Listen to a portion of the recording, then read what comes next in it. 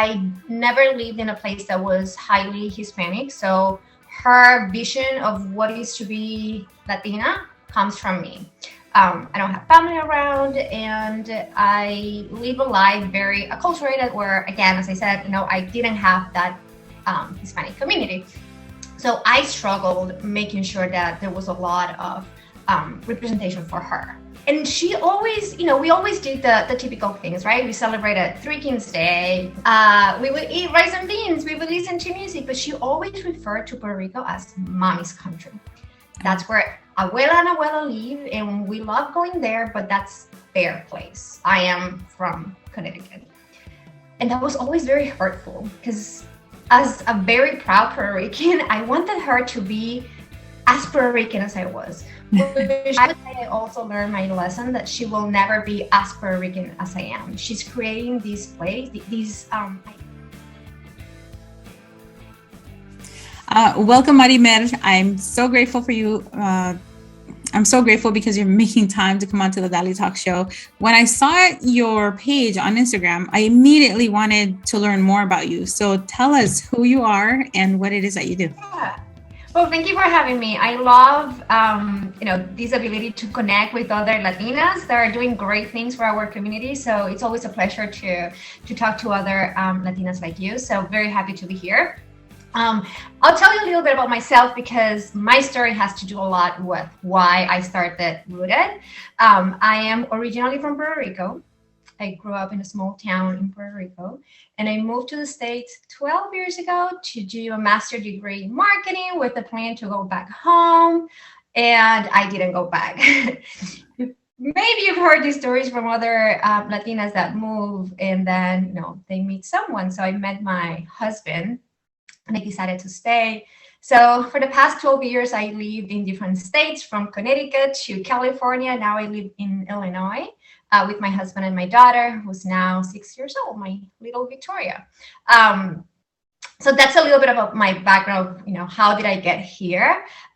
During the past 12 years, I continued that marketing career, very traditional, working for brands that you may know, like Nestle and Carefree and Playtex. And I would say that, that mentality of working very hard and defining success based on your job ended up hitting me a bit, and I decided to pause and rethink what I wanted to do. I loved marketing, I loved working, but it wasn't fulfilling. And it was taking a lot of me as a woman, as a wife, and as a mom.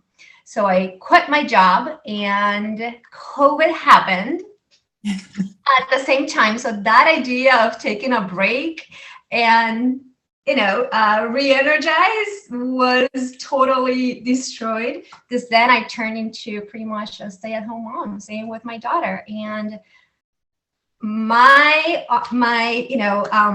respect for all stay-at-home moms, I was not prepared to be home with my 5 years old at that point. But from that experience, Rooted was born. Wow. Yeah, I love this because we know that there are a lot of businesses that were born during COVID, during the pandemic. But I always wonder how many people, because I've met people because of what I do. I'm a business owner, so I speak to other business owners, but I wonder how many people actually know people who started something and it's still going, because you have the people who they started something, but they kind of died off. And then there's those like you who are continuing. So let's backtrack a little bit about what is it? Is there something in particular, like a specific event that happened that made you say, okay, I need to quit my job and I need to do this? Yeah. So I come from a family that had their own business. They are entrepreneurs, and I always said that I didn't want to have my own business. It was so much pressure and so hard. So I ended up working, a traditional job, corporate job. But I always had that entrepreneur mentality when I was working. And I think that that's why I was working so hard, like it was my business, but it wasn't, right? I was working for the CEO, and it wasn't fulfilling. And I always looked at my parents and my brother, who have their business, with so much pride, how they kept working for themselves and building something that was so amazing. So I was always inspired yet scared. The moment I decided that it was time for me to leave my job was the day that my daughter drew a picture of a dark bedroom, which was the room next to her bedroom, which is where I would go after putting her down to work until very long hours. And she drew this black, dark room, and she said, "Mommy, this is your office." And I realized that she was totally right. It was not only a dark room, it was the representation of that dark place where I was working so hard because I thought that I was doing the right thing for her, to provide financial stability for her, to build the life that I wanted, for her. But at the same time, I realized that that's not what I was doing. I was giving her a bad representation of what is working hard, and I wasn't giving her myself. And I thought that if my goal with my career was to be a better provider for her, I was providing the wrong thing. So I thought it was time to rethink that. Wow. Wow. That's amazing. And of course she's 6. She was just drawing something, had no idea that she was pretty Right. conveying this big message, right? So tell us, what did you create exactly? Yeah. So as a Latina mom, as I said, I met my husband here. He's American, so I'm raising a bicultural, biracial kid. I never lived in a place that was highly Hispanic, so her vision of what is to be Latina comes from me.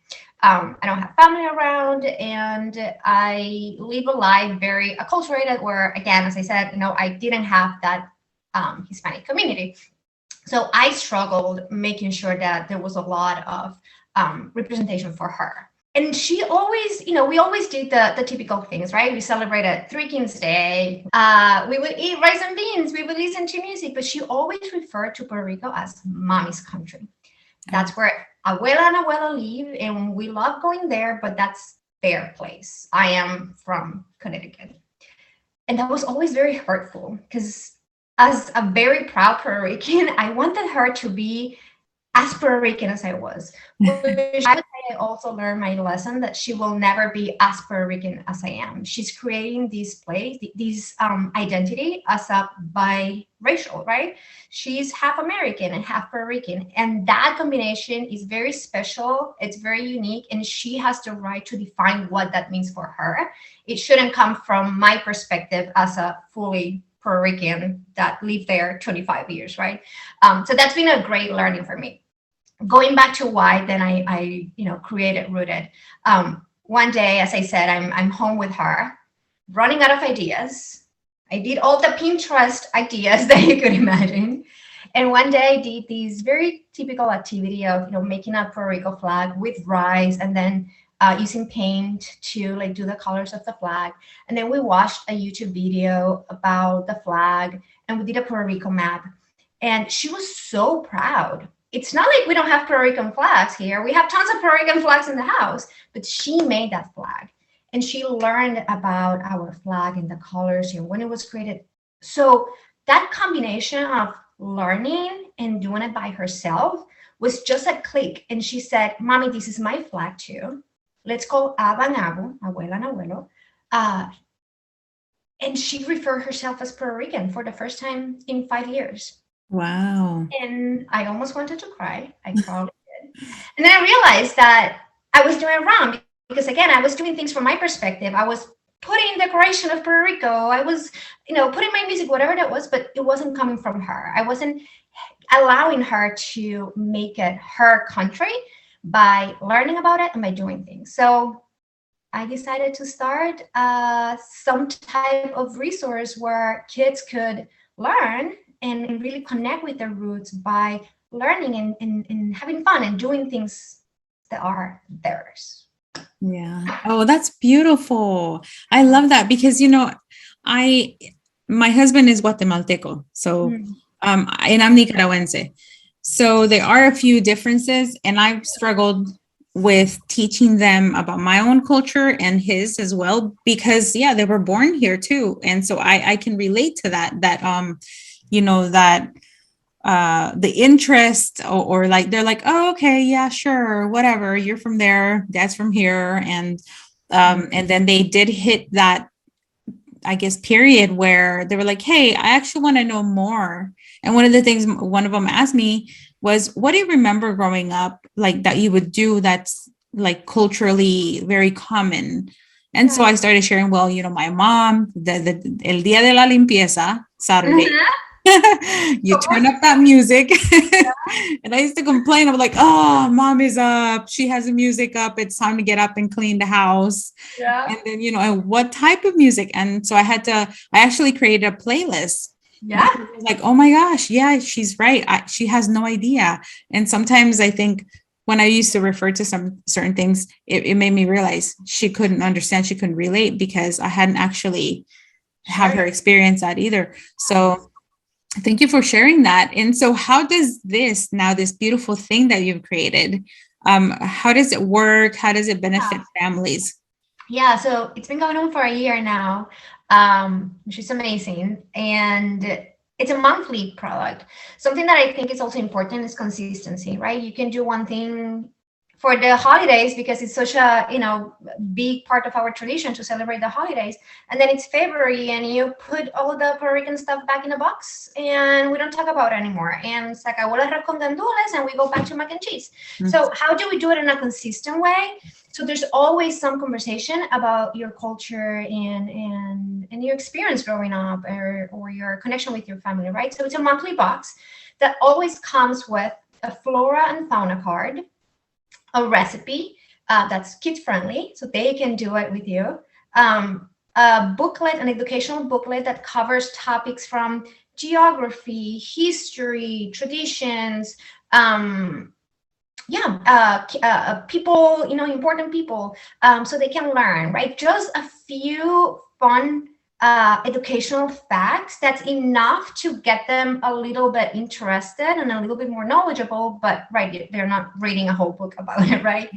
And it's so nice when they can learn something interesting about the country, right? Because it sparks this pride for your country, and I'll talk a little bit more about that because it's a big part of why I'm doing this.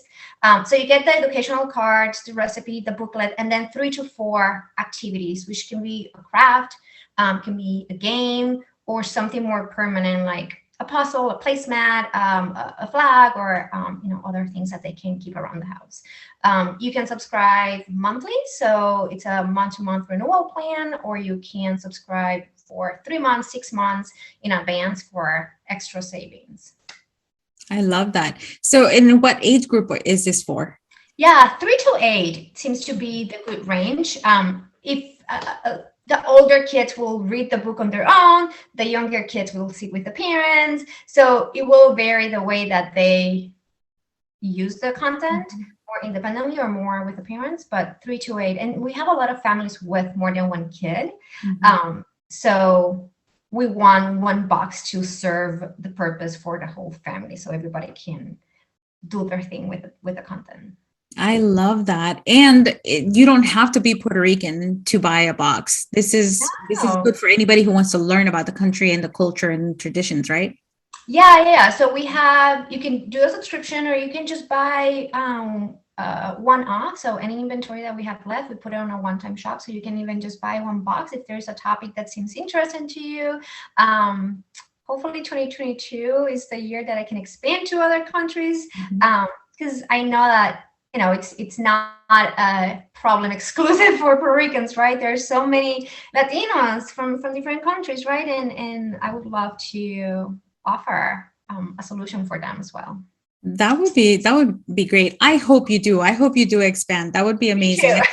Yeah, we have so many children here in the United States that do need that knowledge, because I feel like sometimes they feel othered, or sometimes they feel excluded from even their own community because they feel like they don't know enough. And I love that you make it very engaging and fun. Is it bilingual by any chance? Yes. Good question. Yes, it's bilingual. We know that not all the families are fully bilingual, so we want to make sure that language is not a reason for you not to be connected with your roots. at the same time, the activities will help you practice Spanish. So, for example, this the January box has a shoots and ladders game. We've been practicing that in Spanish with my daughter, so she's practicing the numbers in Spanish. Or so there are different ways that they can also practice Spanish. And so do you put everything together, or do you have a team that helps you like decide what's going to be in the box that month? No, it's just me working on the content every month. I sit down with my daughter.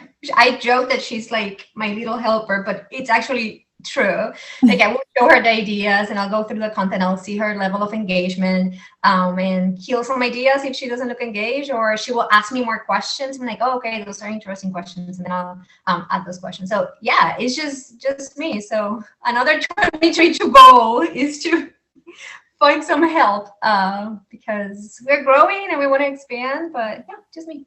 Yeah. Wow. That's amazing. Kudos to you because, okay. So I went to the website, when I first, I remember when I first saw it on Instagram, and it's called Rooted, right? That's the name of your business. So you get a Rooted box every month, and I love, just like the feel, and you even have like a picture of a receta for coquito, which is very, very timely right now. I mean, in my opinion, coquito can be drank at any time of the year. That's the type of coquito drinker I am. I don't disagree. I don't disagree. Yeah. But I know that right now that's a hot topic because Christmas is almost here. So then, and people can buy this, right? For other people. Like if I want to gift this to my niece or nephew. Yeah, which we love those gift senders when they write the messages from abuela, abuelo, tío, tía, especially those families that are still back in Puerto Rico and have kids in the States. Those messages of like, we're just sending you a piece of Puerto Rico. We want to make sure you learn from your family roots. It's just very fulfilling. So yeah, you can buy it, and it doesn't have to, for those gift senders, it doesn't have to be you don't have to renew. You can just send a box or a few boxes. Okay, that's great to know. And then when you do the monthly subscription, is there a minimum amount of months that people have to subscribe for? Yeah, no, you can do month to month. So you can just do 1 month. It auto renews, but we always send an email before the renewal. So you can decide if you want to cancel, pause, upgrade to more months. But yeah, it's an auto renewal system. I love it. So aside from people watching this, parents or families buying from you, is there another way that we can support you? Oh, that's sweet. I really, going back to getting more help in 2022, something that it's been super special for me and I want to expand more is building the community. I've met so many people on Instagram. Now we have a private Facebook group for subscribers where I love to see the interaction among parents. I would love people to continue following us because it's more than just an Instagram branded account. It's a place where I want people to feel that they can, that they're part of something bigger, that they're not alone in their journey. So please follow us on We Are Rooted box, either on Facebook or Instagram. Awesome. Yes. And just to wrap it up, to the parents who are right now going through that struggle, right, where they really want to teach their child, to love that country that, they come from, that the parents come from. What advice would you tell them if they're feeling disheartened or like it's never going to happen, that little luces nunca se va a encender in the child? Yeah, I think that whatever you do it from their perspective. I know this is something that you really want as a parent, but think about the perspective of this kid growing in the States, exposed to another culture, and how you can include your culture, but in their world, right?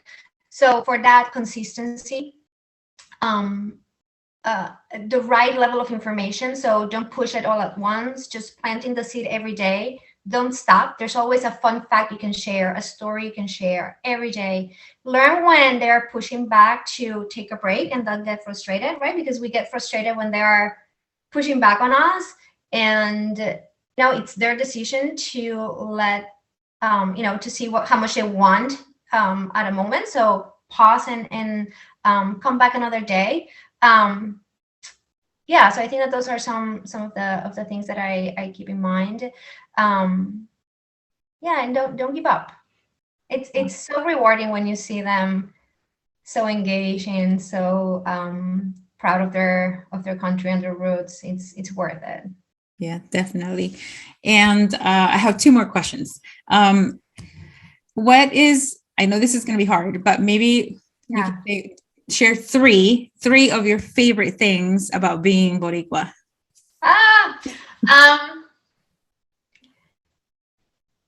So I think, and maybe this is true for any Latino, but the pride that we have for our country and our flag, it's just mind blowing. Like, people get so passionate about the flag, and they will email me like, that's not the right color, or the star is not facing the right way. It's like passion, which is just a representation of how much pride we have no matter where we are, which is beautiful.